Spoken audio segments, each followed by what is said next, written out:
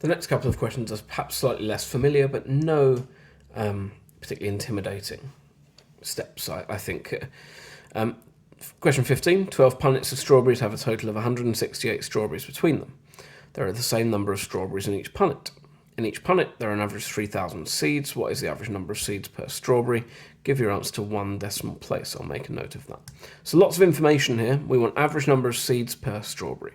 So either I want to work out how many seeds there are in total, or I want to work out how many strawberries there are in a punnet. Let's do both of them just to give ourselves peace of mind, but you don't need to do one of them. There are 12 punnets of strawberries and 168 strawberries in total. So in each punnet, there must be 168 out of 12. That is 168 out of 12, 14 strawberries per punnet.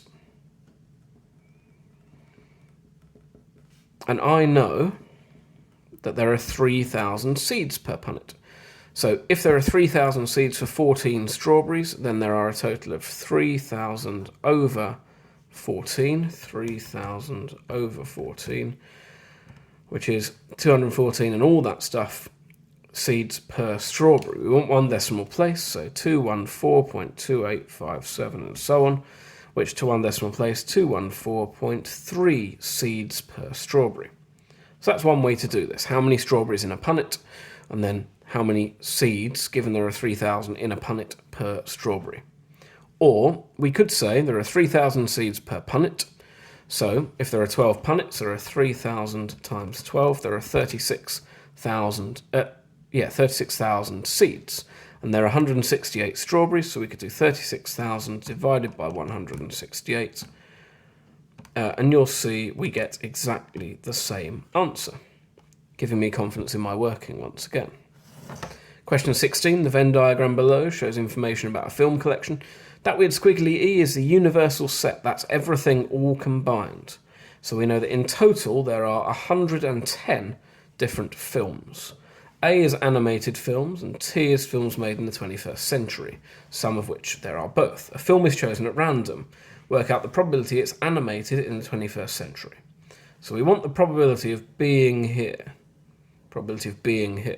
That's problematic because what I'm going to do is 2x subtract 3 out of 110. 2x subtract 3 out of the total number of films. But I need to know what x is. I can work out what x is because I know the total number in all 4 of these slots. So 17 plus x plus 2x subtract 3 plus x subtract 7. I know that must be equal to 110 because there are 110 films in total. This is my universal set, this outside box, which we must draw if we draw our own Venn diagrams. So I just add these 4 numbers together.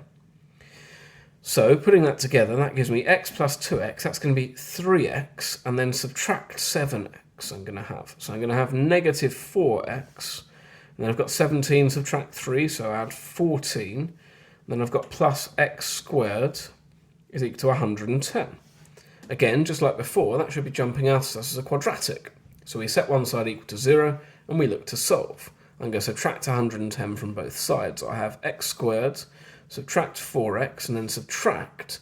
Now I could do that myself to give negative 96, or I could do that on my calculator, 14, subtract 110.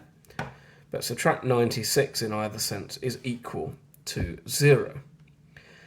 And then we can look to see if we can factorise this, if we can factorise this result. Now, if you know your 12 times table, we're hopefully noticing 8 and 12 will multiply to give us a 96. So I've had 8 and negative 12, that'll give me negative 96 and negative 4. So I've got x add 8, x subtract 12 is equal to 0. X squared, add 8x, subtract 12x is just subtract 4x and then subtract 96 equals 0.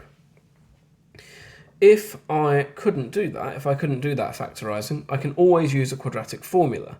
X is 4 plus or minus the square root of 4 squared, and then subtract 4 times negative 96 times 1, all over 2. And it will give me the same results. So x is either negative 8 or 12. But only one of those results is possible, because I can't have negative 8 animated films. So x is greater than 0, and therefore x must be equal to 12. And then I'm almost done. The probability of being animated and the 21st century So A intersection T is going to be 2x subtract 3, 2 times 12, 24, subtract 3, 21, out of my total, 110. 21 out of 110 gives me, as a decimal, 0.190 of the 9 and 0 recurring. You see it there. But again, I'm just going to leave it as a fraction, 21 out of 110. And that's the next two questions sorted.